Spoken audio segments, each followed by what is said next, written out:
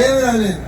భూములు వాళ్ళ దగ్గర ఉన్నాయి. జరంత కొత్త కొత్త పిల్లలందరూ వచ్చిర్రు, ఇల్లు కట్టుకున్నందుకు 4 జాగాలు ఈ రోజు ఏం చేసిర్రు? కారోళ్ళు చెయ్యలు వాళ్ళకే జాగాలు చూపెడుతున్నారు, వాళ్ళకే పట్టాలు ఇస్తున్నారు, మనల్ని మాత్రం ఎల్లగొట్టే కార్యక్రమం చేస్తున్నారు.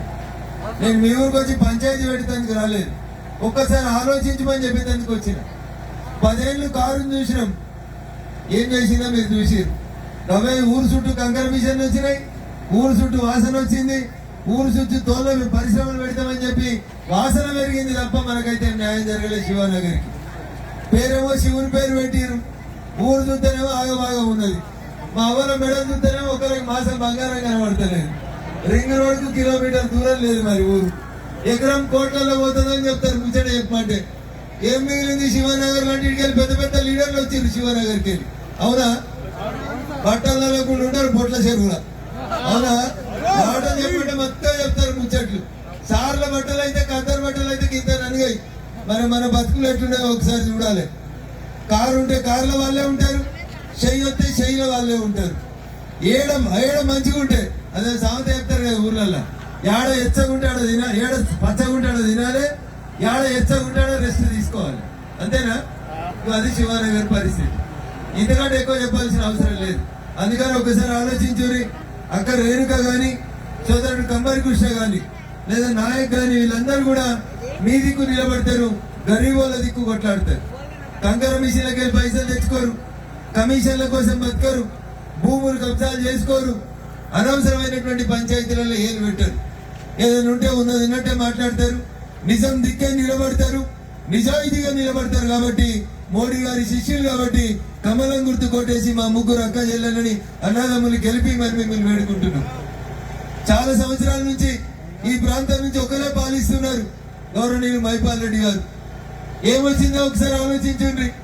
రాళ్ల కట్టాలు ఒక్క కంకర మిషన్ ఉండే 2 అయినాయి, 3 అయినాయి. రోజు రాత్రి పటాకాలు వెళ్ళినట్టే వెళ్తున్నాయి కంకర మిషన్లలో. ఇళ్ళేమో క్రాకులు వస్తున్నాయి, మనకేమో ఏం దుమ్ము వస్తున్నాయి తప్పితే మనకేమొత్తలేదు.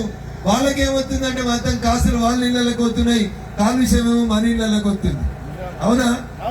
మొన్నటిదాకా వాళ్ళ ఇళ్ళ మీద పోలీసు వాళ్ళు అందరు కేసులు పెట్టిరు.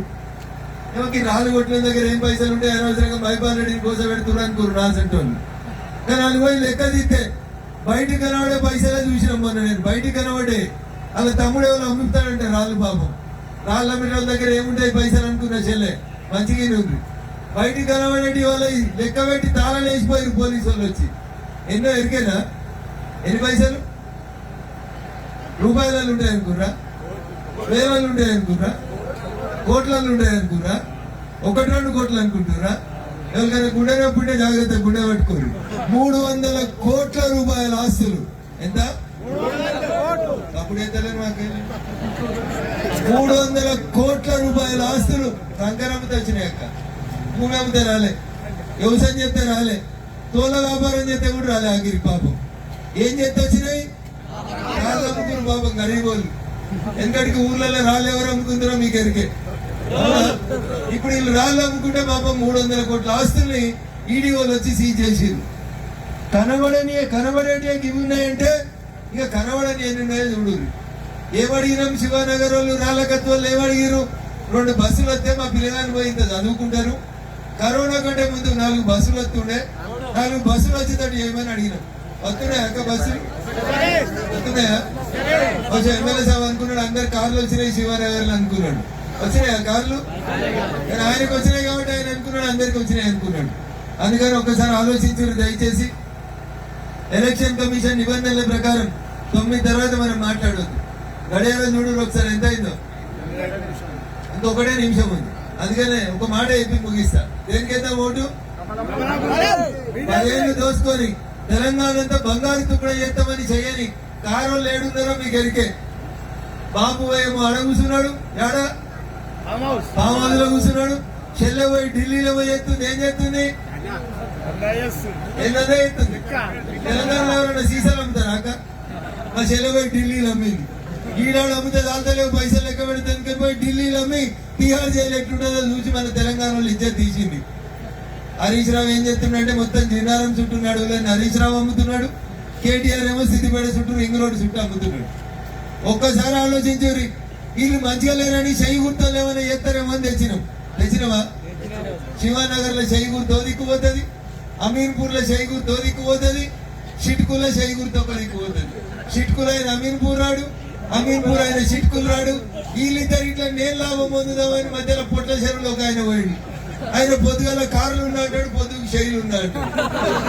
ఆఖరికి ఏడున్నావు ఎమ్మెల్యే సాబ్ అంటే ఈయన ఉన్నా అంటాడు, ఏడ అంటే ఈయన అంటాడు, వీళ్ళొస్తే వీళ్ళ దగ్గర అంటాడు, వాళ్ళొస్తే వాళ్ళ దగ్గర అంటాడు. అందుకని ఒక్కసారి ఆలోచించుండ్రి. కష్టం వచ్చినా గెలిచినా ఓడినా నిజాయితీగా నిలబడ్డారు. ఇదే కాషాయం జెండా కోసం కష్టపడ్డారు. వీళ్ళందరినీ గుర్తుంచుకొని ఒక్కసారి ఆశీర్వదించుని. కొత్తగా ఏర్పాటైనటువంటి జిన్నారం మున్సిపాలిటీలో కంకర మిషన్లు బంద్ కావాలంటే, పల్లెటూర్లు బాగుపడాలంటే, అన్ని ఊర్లలో నీతిగా నిజాయితీగా రోడ్లు రావాలంటే దేని కొట్టేద్దాం అక్క? గట్టిగా చెప్పండి. కృష్ణ భోజనం గట్టిగానే పెట్టినట్టు అందుకనే సపోర్ట్ చేస్తలేదు. గట్టిగా చెప్పండి. కమలం గుర్తుకే, కమలం గుర్తుకే అంటలేరు మీరు. కళ్ళు కనబడతలేవు అనుకుంటారు. నాకు ఈ లైట్ తీసుకుంటా ఒక్కసారి. ఎవరు అంటారు ఎవరు అంటలేరు. నేను గట్టిగా చెప్పురి. కమలం గుర్తుకే. ఇప్పుడు మేం కనబడం, మీరు కనబడుతున్నారు.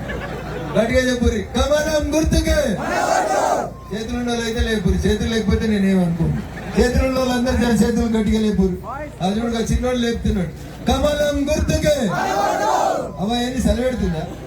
కమలం గుర్తుకే, కమలం గుర్తుకే, కమలం గుర్తుకే. కృష్ణ చేతులేపులకు పువ్వ పెట్టుతుంది. చేతులేపులకే పువ్వ పెట్టాలి. నరేంద్ర మోడీ గారి నాయకత్వం. నేను 4-5 సార్లు లేపుతున్నా, ఎందుకంటే ఆకలి అవుతుంది. లేపు. కమలం గుర్తుకే, నరేంద్ర మోడీ గారి నాయకత్వం. నమ్మాలా? మావాళ్ళని గెలిపిస్తారని తెల్లారా ఇక్కడ కూర్చోబెట్టాలి మిమ్మల్ని. చాలా అందరికీ నమస్కారం. జై హింద్, జై భారత్.